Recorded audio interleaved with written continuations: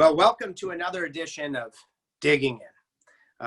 And before we get to our phenomenal presenting sponsor and our guest coming up, I want to encourage everybody on all of our audio and YouTube platforms, on the audio podcast platforms and on YouTube, to make sure that you communicate with us what you think, where we're at, how we can get better. We have thick skin here at Digging In. So let us know how we can grow, how we can be more satisfactory and enthralling to you. Boy, we strive to be enthralling to you. Also on YouTube, new feature. Please ask any questions that you would like to have answered about a particular episode or anything. Of course, I've got to make sure that it's acceptable, but then I promise, once I see these questions, I will select a few and answer them on the very next recorded Digging In episode.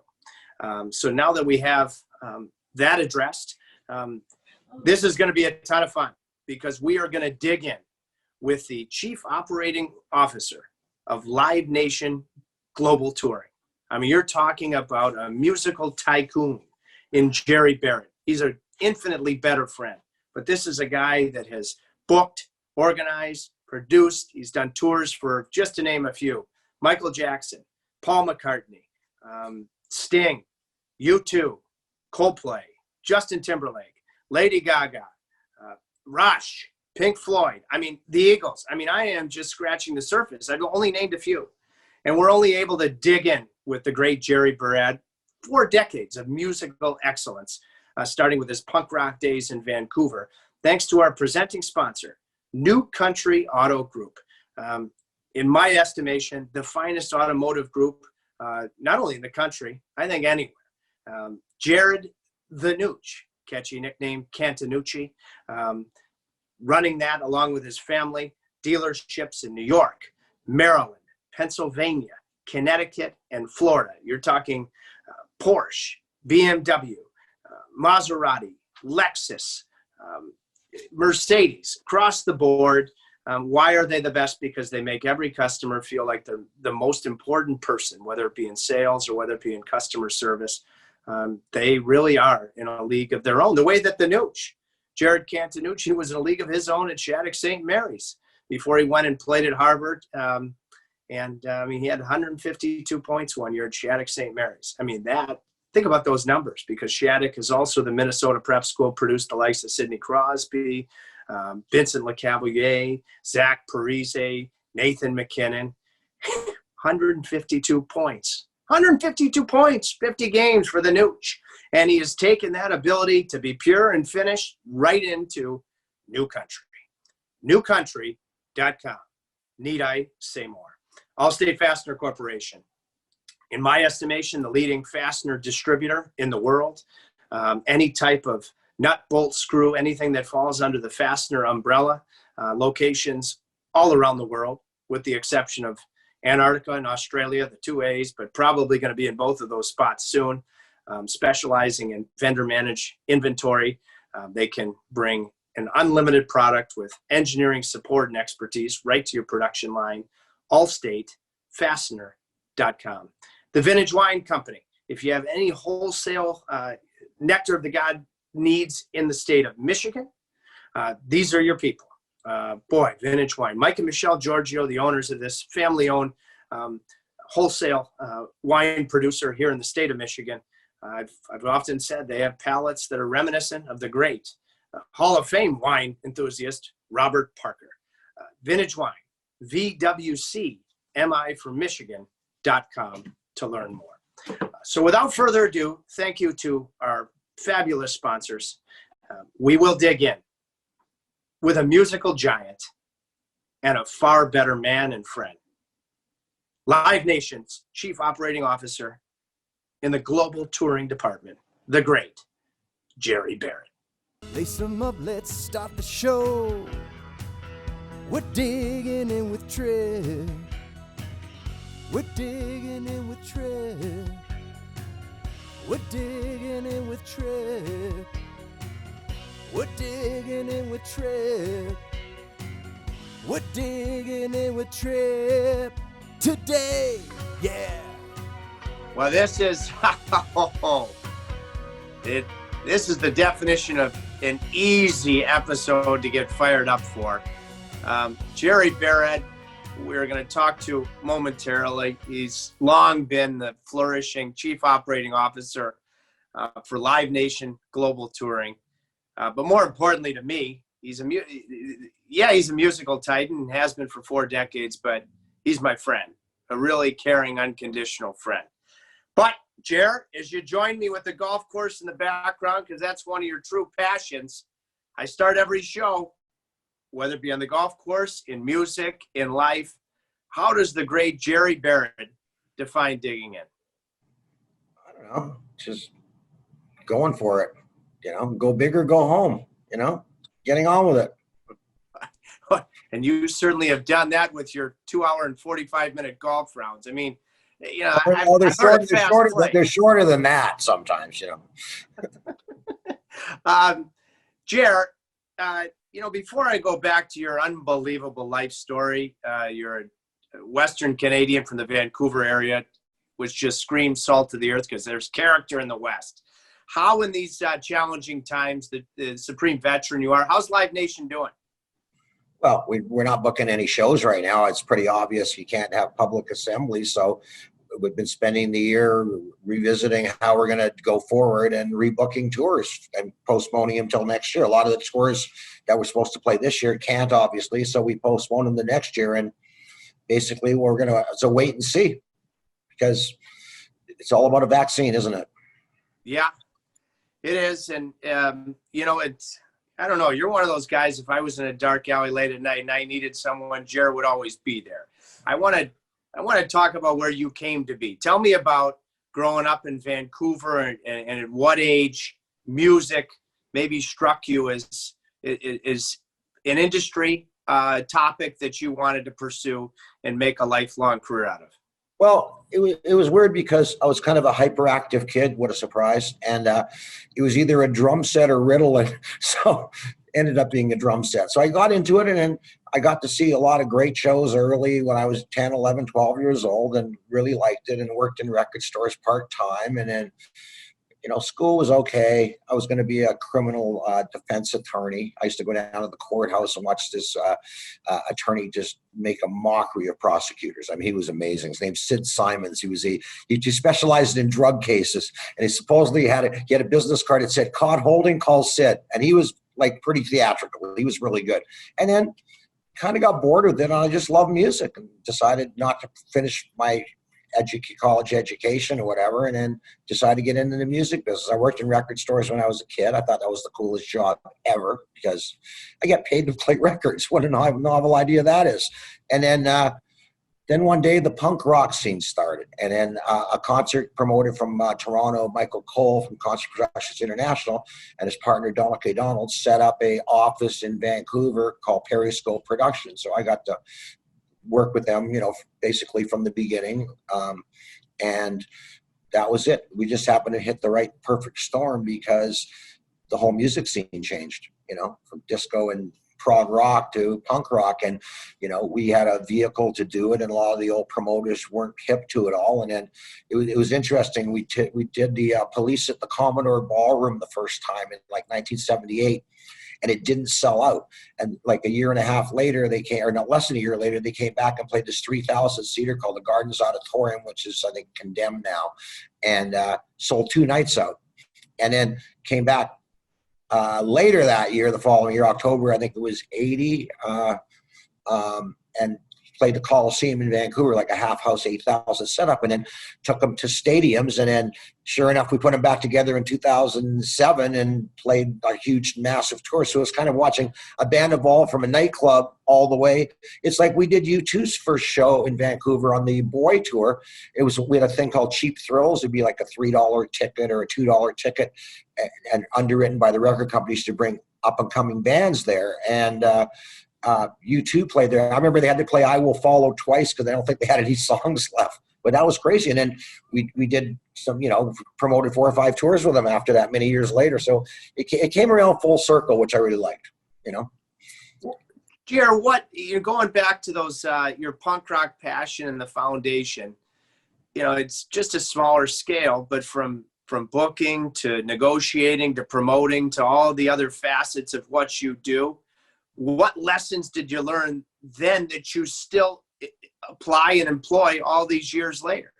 Well, number one, it's common sense. Number two, the only thing that got bigger was the digits. I mean, it's the same model. You rent a venue, you try to put on a show, you sell tickets, you advertise, pay bands, and try to make money and do it as succinctly, efficiently, and safely and honestly as possible. I mean, that subscribed to it. Now, it was a little different back there because the Vancouver bands really couldn't play in a lot of clubs, so we rented all these like Legion halls and stuff like that, sort of under false pretenses, telling us it was going to be like a youth concert and it was DOA and the Subhumans, but that's okay.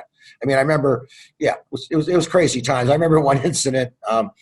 There was I think it was the Viking Hall or the Swedish Hall in East Hastings, and there was all these like stuffed animals, like moose on the walls or deer or whatever people hunt and stuff them, taxidermists. And so one of the punk rock fans had like a World War II helmet, and he put it on the moose. And unfortunately, the owner of the venue, I believe, fought at Dieppe or Normandy after D-Day, and that did not go over very well. That was a problem. What? Gerry, so that's in Vancouver. Yes. Was your next stop after that Toronto, or did you have spots? It was Toronto and New York. It was 1986. So we're in the concert business, and we bought a big merchandising company, and so I moved to Toronto and then had and lived in New York, between Toronto and New York in the years early 1986 to the end of 1988. And we bought this merchandising company. So I switched from being a concert promoter to a merchandiser, which was fine because we always knew the merch business already. And so then we had Michael Jackson, we had Prince, we had Pink Floyd, we had all these clients, plus we promoted some of their shows as well. And so I actually toured the year of 1987. I went on the road. I went with Duran Duran to do stadiums in Japan. I did some Genesis Stadium shows. I did David Bowie's Glass Spider tour, and then did the Pink Floyd reunion tour, which started in Cleveland and ended in Vancouver on my birthday, actually. And then on my 30th birthday, I said, you know what, I think I'll become an adult now. So the plan was with our merch company was to create our own European office and become a global company. And so they moved me over there to run it, set it up, and we already had the clients. It was just a matter of doing it, which, so we bought the worldwide rights. And then sure enough, the concert company got into the tour business. So we promoted the Rolling Stone Steel Wheels tour. So I did the merch. They promoted the shows. And every day in Europe, every weekend in Europe, when I lived there the first year, I would fly somewhere. Like I want to know what the people of Amsterdam are like. I want to know the people of Stockholm are like. I want to know the people of Milan are like. So I'd go cover my clients and merchandising, like I had AC/DC, Def Leppard, Metallica. We had all these bands. So on a weekend, I'd fly to, let's say, Cologne, Germany, walk the streets and figure out what the local culture was. Because the only way you're going to learn it is to do it. I mean, you got to see different cultures and what people do. It's amazing how so many people have not traveled. I mean, there's some great cultures everywhere, right? I mean, unfortunately, right now, travel's a problem, but hopefully one day it won't be again because I love to travel. Gerry, you know what? Boy, this is going to be hopefully a good question, which would therefore be a tough question to answer. I read about, and I don't know if you and I have talked about when you took Madonna to Tel Aviv for the first time, when you took her to Bucharest. If you had to pick one city that you had done your homework, that maybe you went to for the first time, that that it was an exciting challenge, the combination of new terrain, and all of those all of those facets, and the musician or the band, what would that one city and the headliner be? Well, you want to say something that actually happened? Like you want to tell me something that happened that worked out and it was pretty cool? Of course. Okay, so the Rolling Stones in the 1990 tour, the American tour is called Steel Wheels. The tour in Europe was called Urban Jungle. The set looked different because it was too large to take around, except we brought over one of the sets to film in London for that IMAX movie that was produced. So we played this place in Prague, and this is just after Václav Havel had come into power. And the currency, the whole thing was, still the Eastern Bloc was just, it's emerging. And we played this place. I guess they had military rallies or something. And I don't know. Well, we charged very little for the tickets, and we did like 110,000 people and gave the money to, the band donated the money, I think, to a orphanage or something like that. That was pretty crazy because these people hadn't seen it. I mean, another one that was wild was the old Reichstag in Berlin, the Parliament headquarters. They used to do concerts in this field site in front of it, because the Berlin Olympic Stadium was dilapidated and it hadn't been renovated yet. It held about 50,000. And I remember doing David Bowie on the 1987 Glass Spider tour and the song Heroes. So I went across on the train from Zoo Station to East Berlin because you had to go through, not Checkpoint Charlie and all that. And then, you go through in the immigration thing and the guy stamps your passport and this and that. And you had to exchange West German marks, East German marks. Then you realize there's nothing to buy, like zero, right? So what happened was behind the stage about maybe, 40, 50 feet, there was a wall because that was the old Berlin one, the wall behind it all. And there's like guards like watching it as people are trying to listen to the other side. So Bowie's people turned the part of the PA around and played the music over the wall. And there was nothing that East German Securitat could do. I mean, it was crazy. So fast forward a year later, doing Pink Floyd at the same venue on a Sunday morning. I remember it like it's yesterday. And remember, the wall has not come down yet. There is no East. It's East Berlin, West Berlin, whole different model. And I saw these couple. I'm there. It's like noon. I'm going for a little stroll. It shows up. It's ready to go, waiting for the doors to open. And there's this young couple. And I kind of figured out they had been given a day pass to come over to West Berlin. If they're not home by midnight or whatever, they're going to come and get their families. I mean, there's no defection. And it's pretty heavy duty, the Stasi. I think the Stasi was the East German police.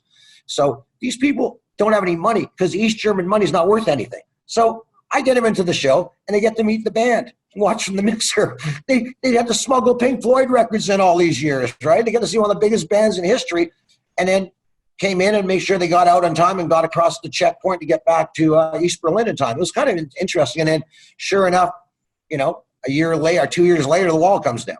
I mean, it's pretty crazy.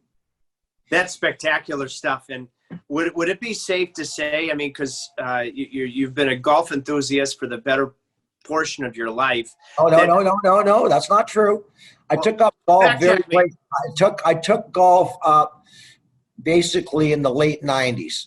We had moved to Bermuda in the mid-90s, and I'd played a little bit, but not much. And then living in Bermuda, and I figured out this mid-ocean club. That looked like a pretty good answer, and it took up the game, and then got into all the architecture of the game. And then what happened was when I'm going to cover our shows on weekends, like our clients and all that, I go to these cities, I go, well, I can go play the Chicago Golf Club. I'll figure out a way on, or the St. Louis Country Club, or, Oakland Hills in Detroit or whatever it was. Or Country Club of Detroit. Detroit, yeah, we know, CCD, Charles Allison's gem. So I figured, then I got the bug. Then I really got it. And it was kind of like therapy.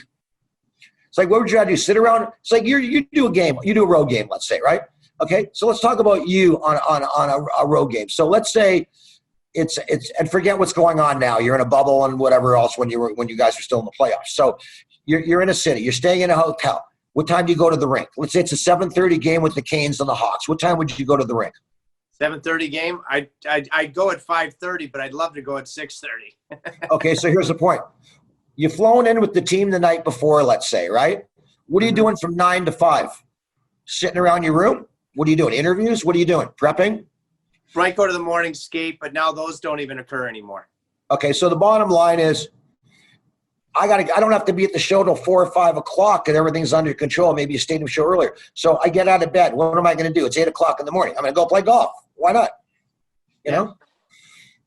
So I come pick you up, and I want to say that when we played golf here in Detroit, and you were producing and running U2's tour, which you've done for many, many years, and this was the anniversary.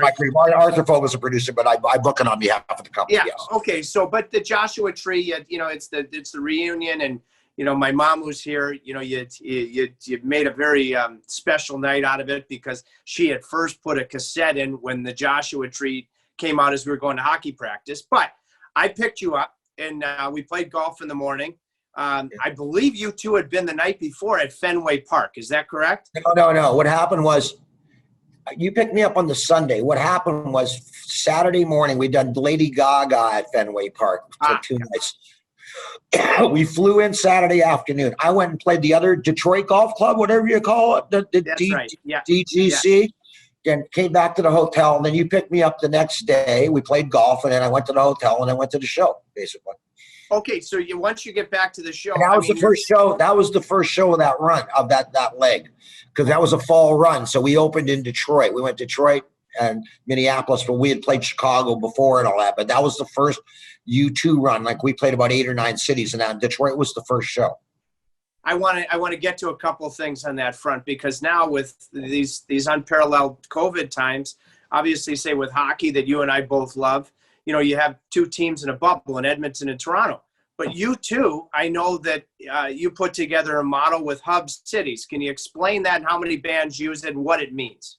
Okay, so a lot of times, like when we did the Innocence and Experience tour, we would do like 8-10 nights in New York and 6 nights in Chicago and 6 nights in LA, and do fewer cities and more shows and let them come to us. What happens a lot of times with travel, they have a big entourage of people. So instead of switching hotels every day and all that, they have their plane, they leave the hotel, they fly to the city, and then they fly back to the city they're staying in. So if they're hubbing in New York or they're hubbing in Chicago or LA, they can cover flights that are less than 2 hours. Like if you're playing Toronto, they might stay to the border and all that, but it's easy. But if you're doing, let's say, Detroit, let's do a better one. If you're doing Philadelphia, Washington, Boston, maybe Raleigh or Charlotte, you can hub in New York, because you can just get in and get out. If you're playing Detroit, Minneapolis, Milwaukee, Chicago, St. Louis, Cleveland, you can hub in Chicago. If you're playing, Phoenix, Vegas, LA, San Francisco, Seattle, you can hub in Los Angeles. So that way, some of the bands have homes in those cities and they don't have to go anywhere. In other words, you get to stay in the same hotel for 10 or 12 days, so you don't have to get up and pack and do all your stuff. You just take your day bag, which makes life easy. Okay, so I want to say, since you said U2, it was the first leg of that portion of the tour. You're sitting with my mom, my brother. It was. I want to get to what a spectacular show it was with the screens and everything. But was your brother still in Venezuela, or he'd been out by then? No, he was. He was out. It was the other brother that thinks he has a sense of humor, Lanny. And Lanny, right. You're sitting with my mom, and Lanny goes, I wonder what Bono and U2 is going to play for their encore. And he's trying to come up with all these songs, and you just handed him a piece of paper. I said, if you tell anybody, I'll have to kill you. Yeah. So once they finish, and what a show it was, and once they finish the show, Jer, and I'm sure this varies for different bands and singers, how quickly are they usually gone from the venue? And on the case of the big acts, because they want to get stuck in traffic, right away. They have a police escort out, house lights on, wheels up, headlights, house lights up, headlights on, basically. You're out the door and to either the hotel or to the airport if you're going on and hubbing or whatever. They get out quickly, right? The big bands do that. Some people like to hang around all night after the show. For a lot of times, the bands, they get out of there immediately. The cars are waiting on the ramp and they're out the door. And I want to say, because U2 was hubbing in Chicago, and I think their next show was I'm trying to remember that. No, they were in Detroit because we started there. Okay. Then we went to Buffalo. I think you went to Buffalo. We went to Buffalo, right. So I don't know. I don't remember how the hubbing works. I just know that we did hub at one point in Chicago because I went up to the show in Minneapolis a week later and got a ride back on the plane. I remember there was a room on the plane, so I took a ride back. Went up commercial and flew back with the band and flew back home. So I was back in my bed by 1 o'clock in the morning or whatever it was. That's pretty sweet. Over the years, I mean, well, I don't ever know what you guys do. You leave a city because of regulations. And okay, so you play Chicago. Your next game's Toronto. You're leaving right after the game, right? Chicago, Toronto. Depends if the game's the next day. It used to be that we would stay in the city. But I think the coaches figured the boys are going out in the city, so they might as well just go right to the next city so the boys don't go out. That's why Chicago went 0-8 when Vegas came into the league.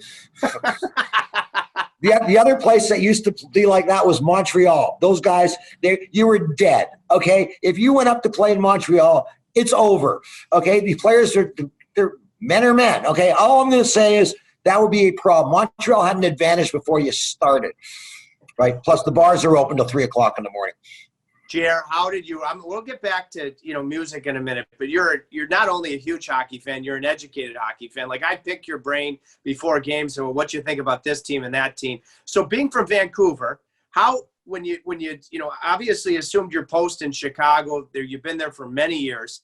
When did you become a Blackhawk fan? And how day one, because there was only 6 teams growing up. Here's what happens, okay? It's really simple, okay? Hockey night in Canada was Saturday night was either the Habs or the Leafs hosting an American team. They used to do the overnighter and they either play at the Olympia in Detroit or Chicago Stadium, or the Montreal guys who do Boston or New York. Wednesday night was Montreal-Toronto. They played 14 games against each other in a 70-game schedule, and there was no. Now, post the Red Wings 1955 Cup, except for the Blackhawks in 61, and the Habs and the Leafs won every Stanley Cup for 15 years. I wanted to go for the underdog. And so I thought the Blackhawks jersey looked kind of cool, and like the whole thing looked good, and the name Makita sounded pretty cool, and Esposito because he was still a Blackhawk, and Bobby Hull, and became a fan. Most of the teams I support, I've suffered all these years, and I got late. Like, I'm a New York Jets fan, so I got him to see win a Super Bowl when I was like 10. Bet my late father my weekly allowance that the Jets would, I guarantee, a win, and they did. And then the same thing happened with the Red Sox. Like, they broke my hearts in so many World Series, and then all of a sudden, it's like the Blackhawks. The floodgates open. We win. I mean, the Hawks. If it wasn't for that slash on Nick Leddy in Game 7 against the LA Kings in the conference finals in 2014 in Chicago after we let up a late goal and lost in overtime, we probably win 3 cups in a row, because I don't think the Rangers could have beat us. I just don't think they could have beat us. I mean, I don't. So it was a good time I moved here the year they won the cup. Jer, well, you've always been a lucky charm in my life. Maybe you are for the Hawks too, but here's my question. Okay. Now, Vancouver was not an original 6 team, but just a hypothetical here, all right? Some big series between the Canucks and the Hawks. Michael Bublé, you run his tour. His manager. No, we don't work with Michael, but I'm friends with Bruce. We know Bruce. Yeah, with Bruce's manager. Well, you should be running his tour. He works in a company called Beaver Productions out of New Orleans, and Don Fox is a great guy, so I have no ill will on that. That's fine. Okay, but Bruce is a heck of a guy. He, of course, manages Michael Bublé, Bryan Adams, Ann Murray, great. Backman Turner Overdrive, Loverboy. Man, he's a good manager. Yeah, and so, like, what do you do? Like, when your buddies who are fellow Vancouver guys, and they say, "Hey, Jer, big heated matchups between the Hawks and the Canucks." You dig in? I dig in totally. I don't give a. I was talking to my friend, one of my best friends from Vancouver the other night, after we got eliminated by Las Vegas, right? And I tried to explain to everybody when Vegas came into the expansion draft, right? Yeah. They're not going to sign $10 million players. They're going to sign a bunch of $2 and $3 million guys and a bunch of $2 million defensemen and get a couple of goalies, and they're going to roll 4 lines. And that's what they're going to do. And that's what they're doing, that they're still doing it. At some point, they're going to get into cap problems, right? Because just like that's the nature of the business now, right? So at the end of the day, my friend the other night, you got railed 5-0. At least we were competitive. I mean, we had a goalpost and got overtime in game. I mean, a crossbar. We could have taken that 6 or 7 games. They're tough. They are a tough team. So getting back to Vancouver, there's an expansion draft. They flip a coin. Any inkling, and I'm friends with Dale Talon, by I'm not friends, but I played golf with him, and when he was in the Hawks, and I see him in Florida once in a while. He's retired now, I guess, and that's fine. They flip a coin to see who gets the first pick in the expansion draft, because Buffalo and Vancouver came in the same year, right, 1970. We lose the coin flip. Buffalo gets Gerry Barad, and we get Dale Talon, who had a lot of injuries and a great guy and all that. So, I mean, it wasn't even close. I mean, Gerry Barad's in the Hall of Fame, is he not? If he's not, he should be. He's got to be in the Hockey Hall. Certainly part of the French Connection. Exactly. René Robert and Richard Martin. Wow, that's interesting. I'm going to ask you, Mr. Hockey. Yeah. Name the 4 rinks that were not regulation size in the old days. In the old days. Yeah, back in the old days. Jerry, there's no way I'm getting all 4. I mean, gosh. Oh my. We're not 200 by 85. Name the 4 rinks. Mom, do you know? No. Detroit Olympia, Chicago Stadium. I was going to say the Olympia. Olympia in Detroit, Chicago Stadium, the Boston Garden, and the Auditorium in Buffalo. Now, the Oakland Seals, I believe, played one year at the Cow Palace when it opens, but that doesn't really count back in the day because then they moved anyway. But those are the four. They weren't of regulation. Like, you went into Boston, there's no neutral zone. I mean, it was like tiny. It's a little barn. You know, when I played in the Boston Bean Pod in the Garden, I just, you know, a shot from the corner was a grade A opportunity. I always thought it was regulation size. You know what? You're teaching me things as you do every day. Whoa. I think it was 184 feet or 186. It was short. Interesting. Did you have any rats in the dressing room? Did you find any mice or rats when you were in there at the old Bean Pot? I think I saw one or two. I believe I did. You know, I mean, that was, did you do what, I mean, you must have done a lot of your smaller venue concerts in the Boston Garden, didn't you? Well, before my promoting days, I mean, I went to some shows. I went to the final night of the Boston regular season Knicks Boston Celtics game. It was crazy. So the owners of the Patriots had given me their seats. I was in town for the day doing something. And so they let me go on the court and dribble the ball. No wonder Larry Bird did great. It's dead here. It's alive here. He knew every spot of the place. Right? So I wanted to walk the old relic. And I'd been to a couple of playoff games with the Canadians, and that they hate each other. I mean, that was crazy. But so I'm walking the upper little concourse, and there's 6 mice dragging a hot dog bun down one side and going, "Don't come to near our dinner." And then the light bulbs are burnt out in the scoreboard. Everything's asymmetrical. They hadn't spent a dime the last couple of years because they're building the new one next door. It was crazy. It looks so tiny compared to, it's kind of like what the Spectrum used to look like against the Wells Fargo Center. And the Spectrum was a lot bigger than the Boston Garden, right? Yeah. I want to ask you, shifting just because getting nostalgic again, you know, your friend, my mom off camera here. And when you entertained her, when you brought her to U2, it came up that in downtown Detroit, and you'll fact check me if I'm wrong, but that the great Barbra Streisand got her start at the Caucus Club. She played there. One of her early shows, she started at a place called the, what's it called? A club in New York. She played a couple of clubs in New York. She played a place in Winnipeg called the Town and Country. She played the Caucus Club in 1961. Absolutely played it early in her career. Like, have you ever been to Gibson's in Chicago? Of course. Well, Gibson's used to be a restaurant, a club called Mr. Kelly's. Like, the Supremes played there, Barbra played there. And the cover of Barbara's album, People, shows her on a beach. That was filmed the morning after one of the shows. That's at Oak Street Beach. It's like 4 blocks from Gibson. She was probably staying right there or something like that. Yeah. She did play the Caucus Club. And you worked... Is that still there? The Caucus Club, they brought the London Chop House back, but I don't know if they brought the Caucus Club. Right. And so then you went on, you worked with Barbra Streisand for many years, did you not? Well, what happens, weird, she hasn't done that many shows in her career. Probably forget the Bonsoir was the name of that club in New York, by the way. And so we started working with her in 06, right? At some point, the 100th show of the 2012 tour was in Tel Aviv. It turns out, of the concerts she did, forget Nightlife when she became a concert promoter, we promoted like 70 of them or 60 of them. She never toured. She hardly toured ever. I mean, she didn't tour. I mean, she really didn't tour after she did a concert in Central Park, forgot the words, stage fright, never really toured, did a couple of benefits, and didn't tour till 94. And then we did the tour did the Millennium Show, and then we did the tour in 06. But the 94 tour, the one we didn't do, played Detroit. It played at, because her manager's from Detroit. Marty Ehrlichman's a Detroit native. Speaking of, because the day we played golf, it almost, because, you know, I'm a big, and you set me up at Bob Seger's, potentially his last Pine Knob event, and, you know, I went with a ton of people. What kind of guy's the great Bob Seger? He's pure Michigan. I've never met him. What? I hear he's a great guy. I've never met him. One of my guys, like, from my Detroit office, takes care of all his tour stuff. I've met his manager. I met the people that work for him. I've never met, no, you know what? That's not true. I met him once at a Pistons playoff game because they put us behind the bench and he was there and I just said hello, but I really haven't, you know, hi, how you doing, blah, blah, blah, and that was it.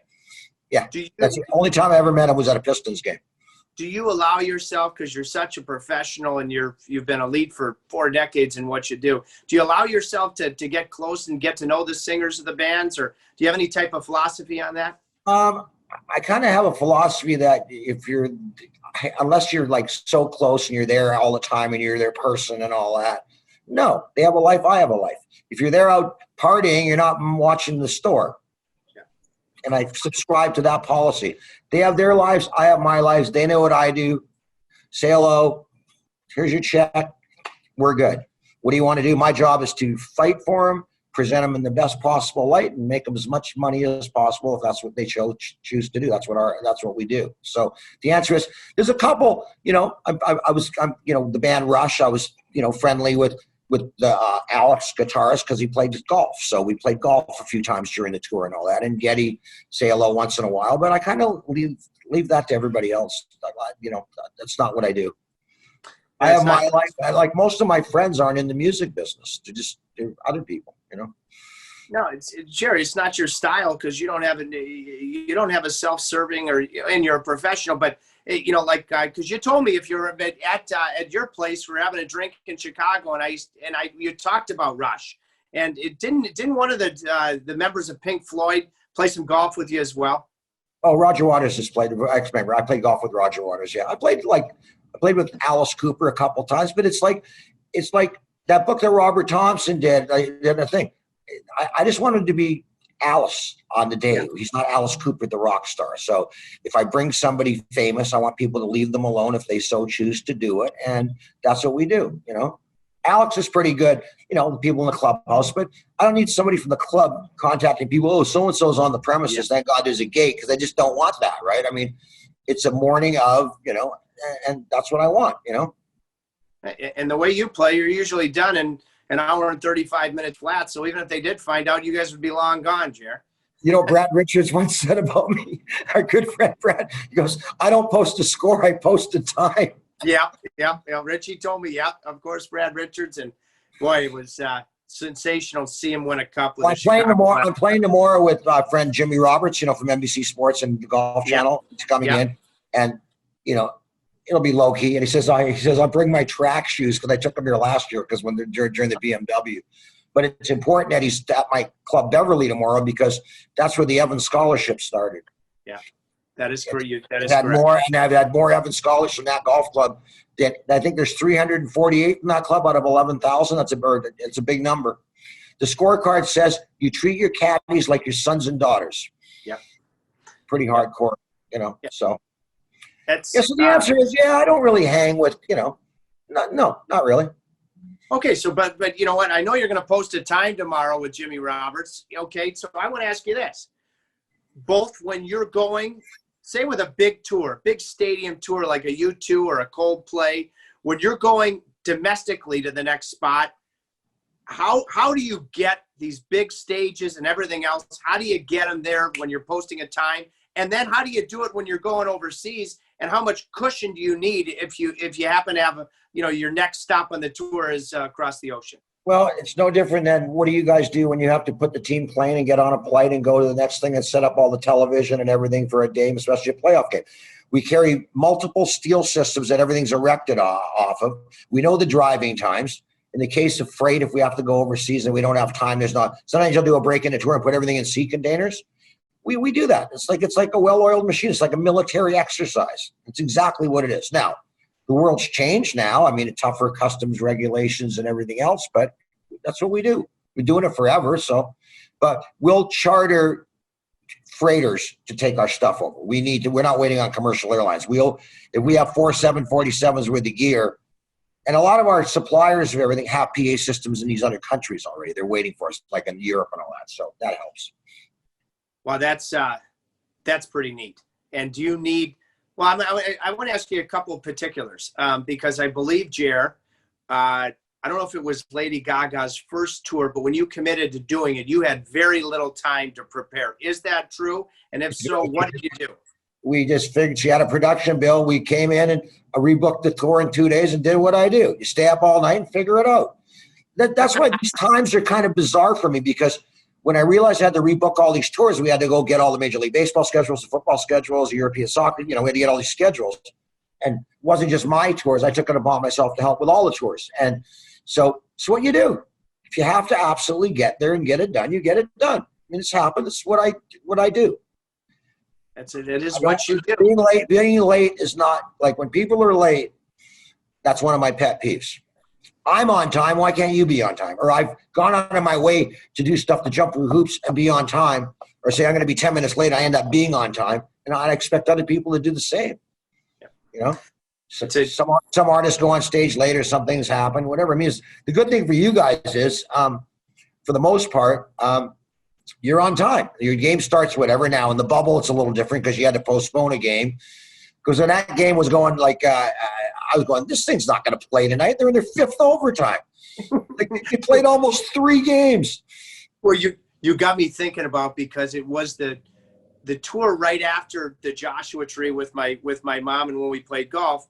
The next year, you set me up at the Madison Square Garden. U2 was playing a day or two before the 4th of July. And this is how I knew my date was cooked, okay? Because you've got us tickets right by the stage, all right?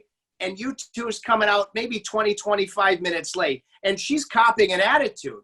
And, you know, like somehow I've done something wrong because Bono and the Edge have decided not to get that. She didn't know it, but she was done right then, Jer. Because I turned to her and I said, Madison Square Garden, you've set me up there. They're just perfect seats. Guess what? She wasn't worth it.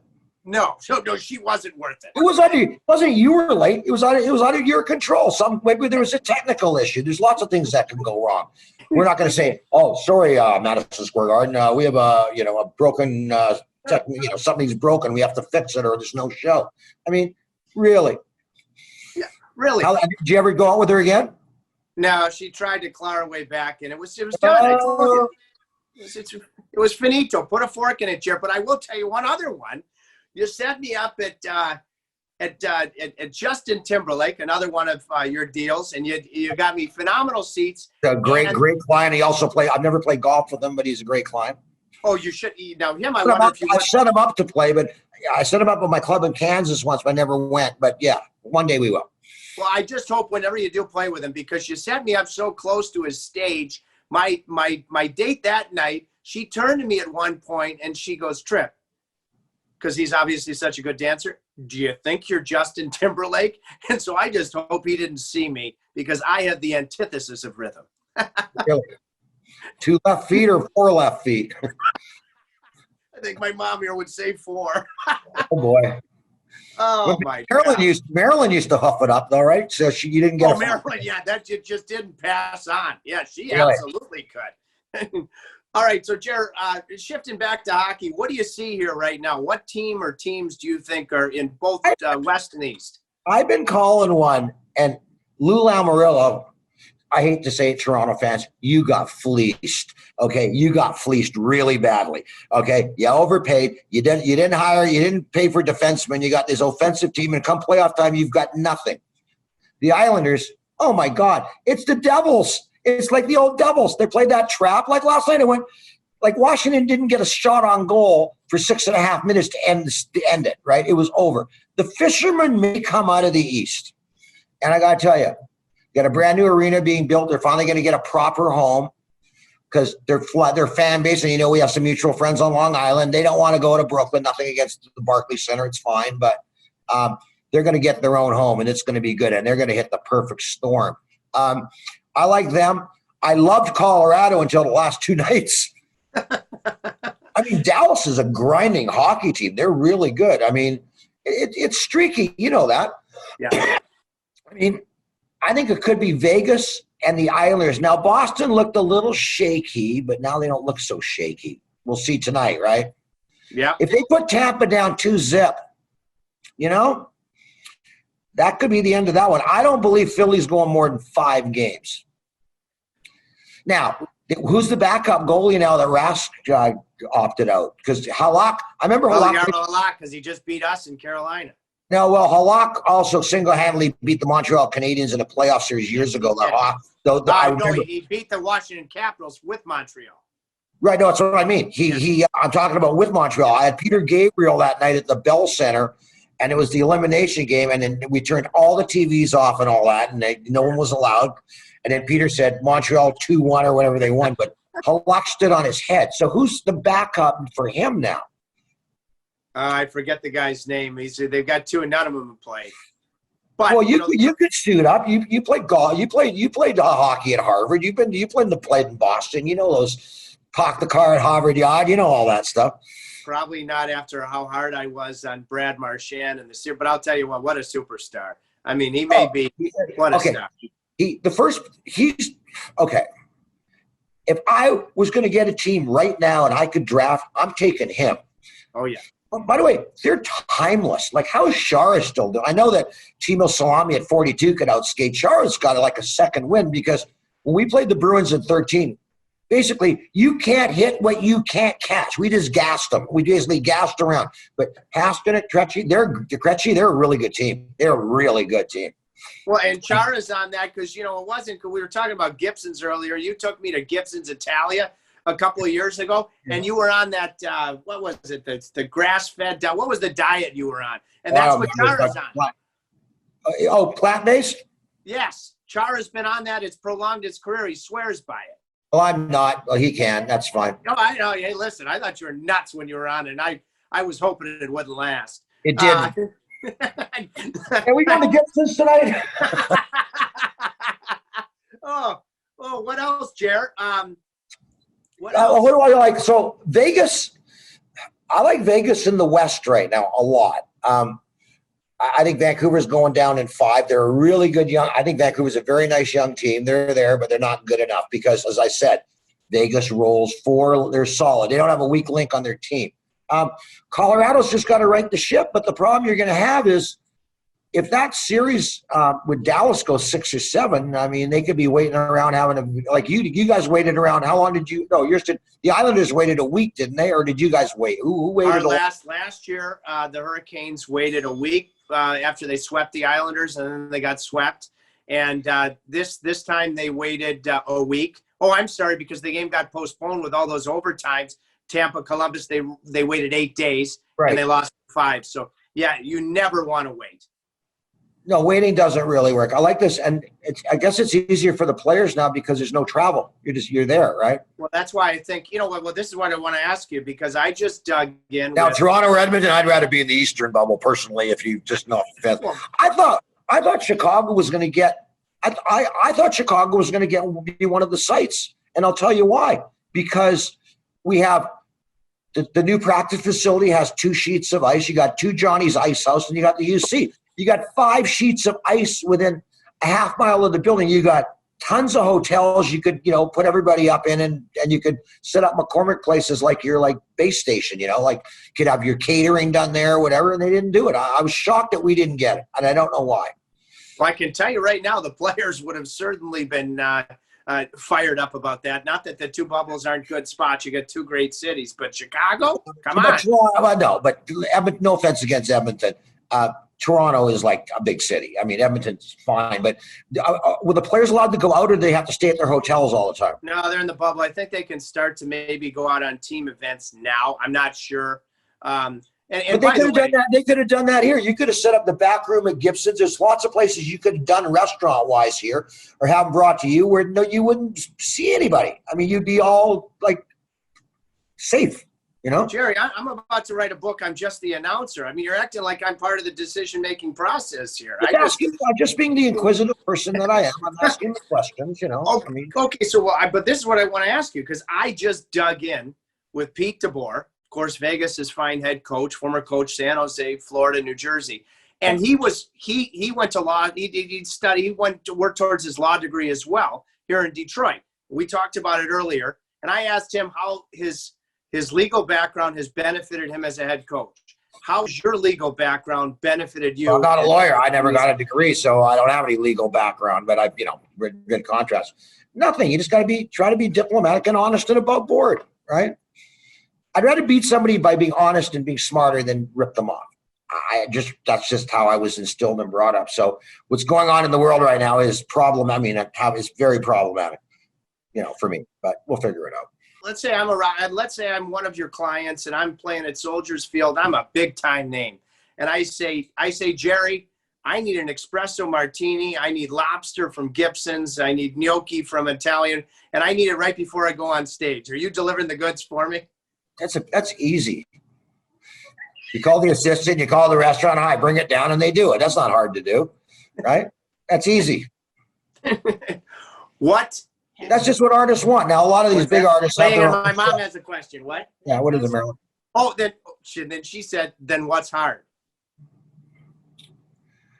It's only hard when people try to make it hard. There's lots of hard things to do. Sometimes it's a timeline. You have to done this thing, or you try to route a tour, and the NBA or NHL or schedulers won't give you the schedule yet, and you're trying to book, shows. It's gotten a little bit easier because I've formed a relationship with those guys, and they're great. But just when things get canceled or postponed, or weather or things beyond our control, yeah, that's hard. When you get a phone call, so-and-so broke a leg, or so-and-so got, there's a car crash or something happened, and you got to take all that work you did in planning, and it's all being redone. It's no different than, yours was easy. You got to play the next day, but, you guys were ready to go. If I'm a player, like, how did the players take that? You're in their dressing rooms warming up and all this. The thing None of them had their equipment on because there would have been time between games. Some were playing basketball. Some were just, because it's obviously in the Toronto Raptors practice portion of the building. Which is awesome.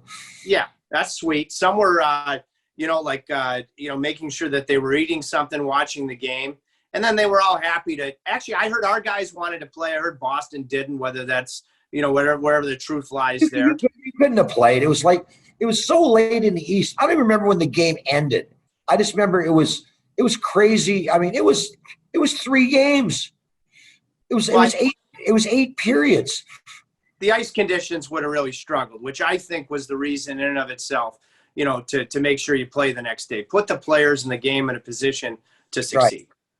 Right. If you're used to, it's like being a pitcher. You want to go pitch in a World Series game, and you're all warmed up, ready to go, and there's a 4-hour rain delay. That can't help anybody, right? In this case, I was on with my friend who runs the President TD Garden, Amy, who you've met, and I'm texting back and forth. I go, this game's not going to happen. Like, when they started going to 3rd and 4th overtime, I go, you need a 2-hour gap between the thing. They're not playing this game. And sure enough, they didn't. I remember years ago, the Islanders played, I think it was Washington, and I went on a date with somebody back in the 80s, and the game starts at like 8 o'clock, and I get home, and it's like 1:30 in the morning, and the game's still on. I went, what happened? And then I realized they're in the 4th overtime. It was like a 4 overtime game, one of those. We had a triple in the Stanley Cup 13 when we beat Boston in game 1. That went 3 overtimes. That's right. What would you a couple things on that front. When you keep the ice in and you're doing a show, does that impact your stage or anything in your venue? No, they have this covering that makes it work. Now, it could be a little cold on there because they got to keep the thing frozen and all that. We do like when the ice comes out, but unfortunately, if it had to be every late June, I'd be happy with that. That means the team's going late. That's the other problem when the Hawks got old and stuff, because they played more games. I think Duncan Keith probably played more games in the last 11 years than any player in the league. And I'll tell you why. Number 1, he's a defenseman. Except goalies. 2, they went to 2 conference finals. They went to 3 Stanley Cup finals. They played the Olympics twice. He got a skip in his step this time because he had a break. You know what I mean? Like, they had that hiatus. The older players got it. That's why Boston, I think, got a huge advantage having that layoff. Factor in their ice time too, because Duncan Keith has always played heavy minutes. So it's not even like he's just playing games. He's playing virtually, probably half the games in a lot of those cases. What's the best sporting event live you've ever been to? I've been to some crazy ones. Are you ready? Well, yeah, I'm going to let you know if I'm ready after. I went to the biggest upset in the history of boxing. I was there live in Tokyo. I saw that one. That was pretty good. And that was noon on a Sunday. That was when Mike Tyson got knocked out by Buster Douglas. I was at that fight. The Red Sox coming back in Game 7 after being 3 down and losing Game 3-19 against the Yankees in 04. That was pretty great. I've been a bunch of Super Bowls. That Atlanta, New England Super Bowl in Houston, I went to that one. We went to overtime. That was okay. There's been a bunch. Seeing the Red Sox win at home in 2013 against the Cardinals in Game 6, I was at Fenway for that. The Blackhawks hoisting the cup at home in 2015 was pretty great because they hadn't won it at home since 38, I think, or 34.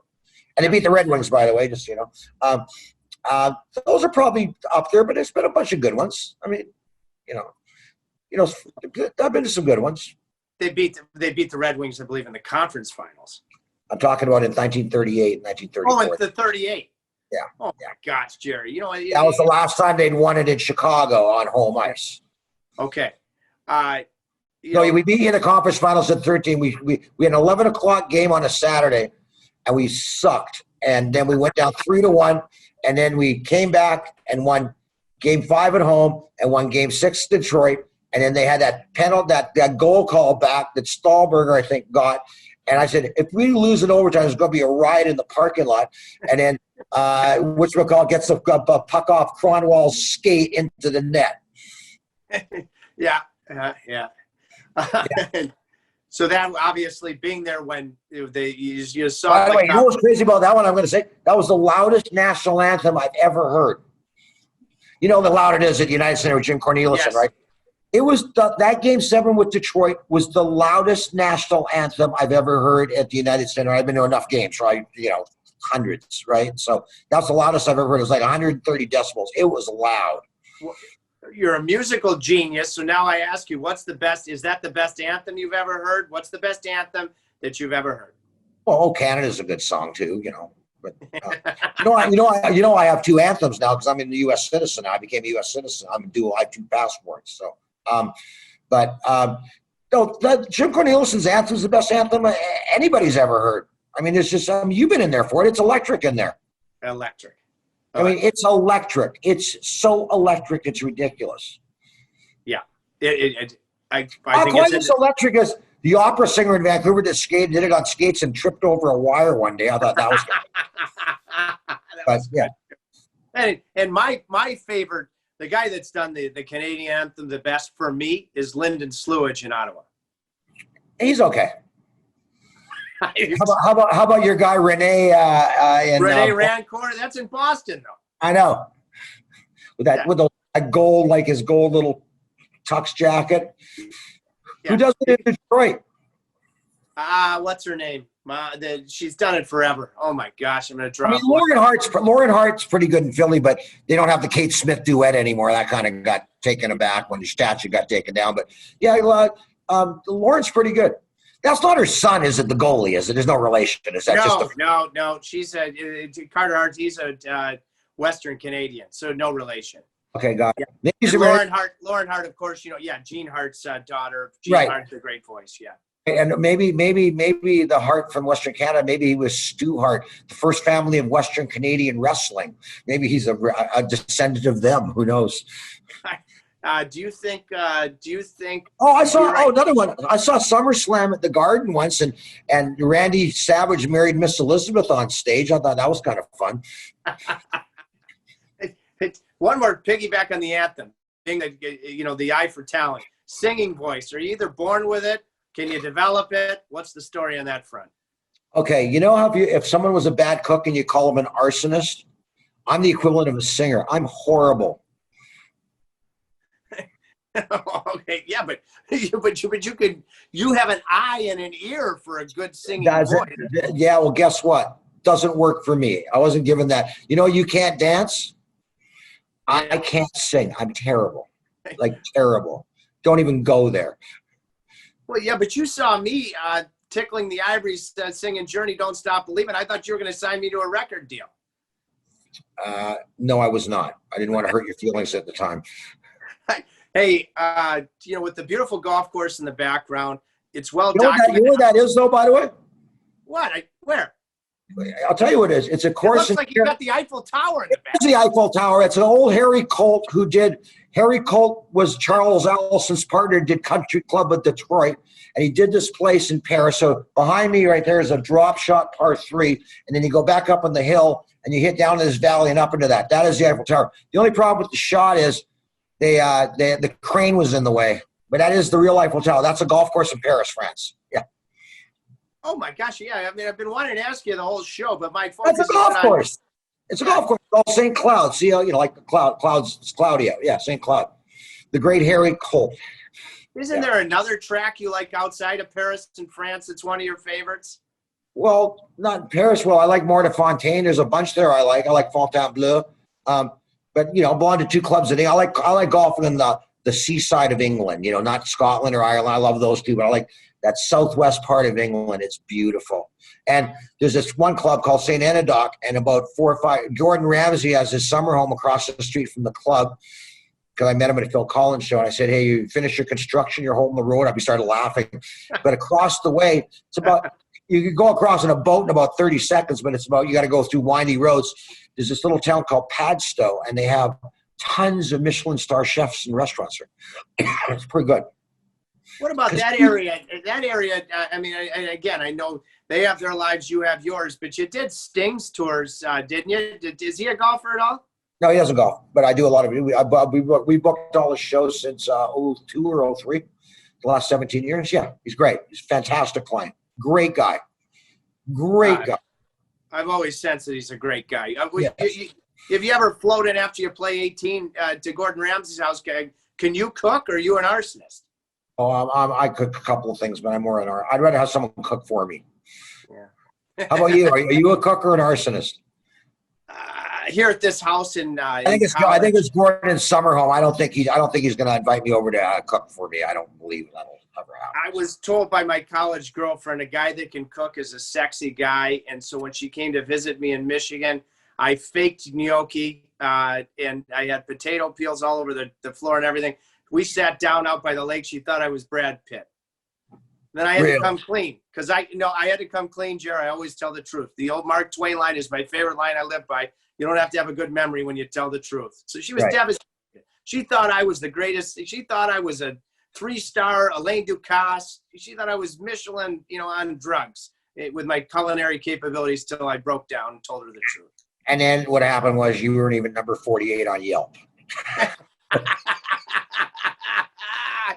Oh, man. Hey, how many, by the way, before, I let you go and wherever you're going to dinner tonight, how many golf clubs do you have on your roster right now? That I belong to? Less than 10 and more than 2. I'll leave it at that. Less than 10, more than 2. What do you think, Mom? What do you think Dad's high point was? Had to be 16, 17. What was your high point? I'm at 8, but it's like a lot of non-resident. Like they're like one time, they're like easy. It's not like a club. I mean, the one in Florida. So tell Marilyn we'll do a home and home with she's still at the Glades? She's still at the Glades. She's ready for it. We'll come down. We'll do a home and home with the Marsh. 2 in Chicago, and but one of my clubs isn't. I can't play. It's closed for the BMW, right? Oh yeah, that's right. Yeah. But the roughs. I don't know if they're going to cut it. It's 5 inches. It's brutal. So, it's before I let you go, I have to ask you, because you're one of those guys that's accomplished everything what's left. What still excites you professionally and personally, with the resume already being one that is sparkling? I just live day for the next day and hope, what excites me is to get everybody back in order and get back to normal and stuff like that. I just want everybody to get along. It's just, maybe it's my Canadian upbringing, but it's like, this is nuts. But it is what it is. It's crazy what's going on in the world. It's crazy in this country. I mean, it's nuts. But wow. What's really great though? I will say one thing that's been great this summer: having the hoops and the hockey into the summer. That they should be doing that, because you don't compete. You only got baseball right now. Okay, so you're not a baseball fan. You really have nothing going on. Okay, so I know they got to deal with the draft and the Olympics and all that. But if you went into into August, into late August, and start the season in December, it's better for everybody, I think. That's great, Jerry. If I have any chance to become a scratch golfer, that ruins that chance based on the scheduling adjustments that you're lobbying for right now. No, that's not true, because you can live in warm climates. That is true. And by the way, what's wrong with fall golf? Nothing. Every time, you should have been a lawyer, because you win every single argument. Every time I think I got one, there he is. Cross-examination, Exhibit A, B, and C. Counselor Barry. Plus, why would you want to be in like Florida in August? Okay, like July, August, it's like a death march. I lived in Bermuda for a couple of years, and it was hot. Believe me. It's hot here. It's really hot here right now in Chicago. It's hot. Oh, it's flat out balmy. Yeah. I mean, index today was probably close to 100. All right, I'm going to let you go to dinner. Before you go, do you have any more questions for me? No, everything was pretty good. I mean, I've got no issues with this. Is our producer, Adam, here? Did you get everything you need? Yeah, well, can he unmute himself and tell us? Admiral, did you get everything you need? Great stuff, guys. Was it good? Put Jared back on live now. That's the first time we brought our great producer, Adam the Admiral Holtzman, onto the show. Jared, let's bring Jared back on. Hey, Jared, I love you like a brother. You're one of those We can do it another couple of months. I can do it another time, come back on, it was good. Oh, yeah. Well, that's good. That's approval from you. The question is, on Digging In, you promised you were coming here to Detroit to play a little golf, have a few dinners. Maybe are you around next week? I'm a little thing called around. Are you around next week? I said I'm a little thing called around. Yes, I'm here. Okay. We'll figure that out offline. Maybe we will. Absolutely. Okay. Well, Okay. Jared, I love it. I love you. And Guys, thanks see for you always. soon, Marilyn. Jerry's saying, Mike, hang on, Jared. Let her come on for a second. Say Come on, hello. Marilyn. Yeah. You guys haven't been together since the U2 Encore. Labor Day Sunday night, 2017 or 18? 18? Hey, how are you? 17. Great recollections. I loved it. Yeah, good. Love you, Jared. We love you. Well, maybe we'll come up to Detroit and visit you next week. You never know. Okay? You got it. Okay. All right. Have a great night, my friend. See you later. Thank you. Thanks, Jerry. Jared, that was a gas. I'll see you next week here in Michigan. Thanks for digging in and, boy, digging in with your love for golf with a divot that has ridiculous real estate value. That's how much of a divot you took out of this digging in episode. That's how deep you dug. Jerry, thank you.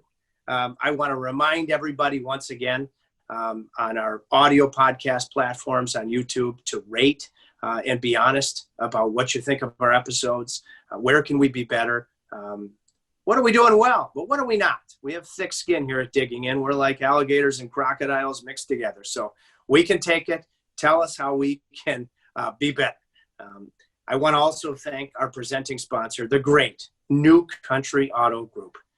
Man, are they ever the best. Premier, because they make every customer, whether you're looking for a Porsche, a Ferrari, a Lexus, a BMW, a Mercedes, list goes on and on. Dealerships spanning from New York, Connecticut, Pennsylvania, Maryland, Florida. They make every customer feel like that customer is numero uno. So proud of my dear friend, Jared the Nooch Cantanucci, one of the owners of New Country Auto Group. Cut his teeth playing hockey at Shattuck St. Mary's in Minnesota. Pure goal scorer. But around, a complete player, 152 points. I keep saying it in 50 games for the Nooch. So you can learn more about New Country, newcountry.com, the great New Country Auto Group. Allstate Fastener, leading distributor of anything fastener related on planet Earth.